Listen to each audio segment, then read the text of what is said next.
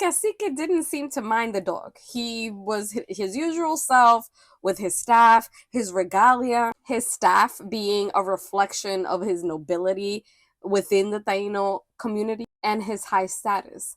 So he wasn't paying any mind to the sailor who was struggling to keep this dog under control. These dogs were ferocious and were specifically trained to tear people apart. Bartolome says that as the sailor struggled to hold on to this dog, he said to one of his mates, ¿Y qué cosa sería si se lo echamos?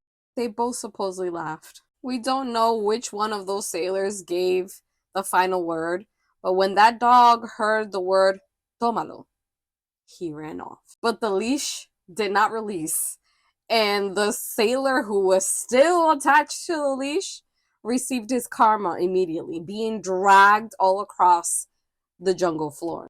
And even though the sailor was serving as an anchor to the dog's fury, he managed to find his mark. He ripped into the cacique, disemboweling him. He ran off with his insides. And this cacique, who was so loved by his people immediately began to wail and scream. They took what remained of him and put him in his cane. The record says that he didn't live for more than 3 days. And the sailor with the dog got back on the ship and left.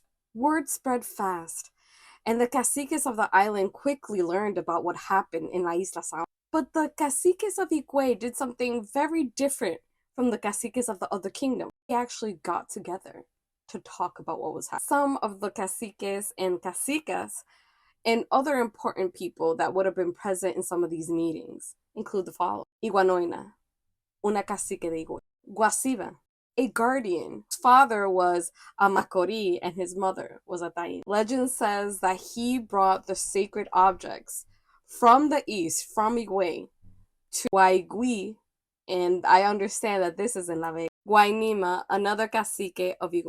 Guaima, he was un guerrero ciguay. He was a servant of Guainima. And when Guainima was attacked during battle, where he was ultimately killed, when a Spanish soldier plunged a pickaxe into his back, Guaima pulled out the pickaxe from Guainima's body and plunged it into his assassin, bringing justice to his master. Guaima continued to fight in the battle, but was ultimately also killed. Onaneng, a princess of Higuey, renowned for her beauty. Quahigüey, he was a warrior that, in the second war with Higuey, played a vital role in keeping the Spanish away from a special location that I'll tell you about a little bit. And there were probably in the crowd that gathered some of the cacicas and caciques who we later see in the census of 1514.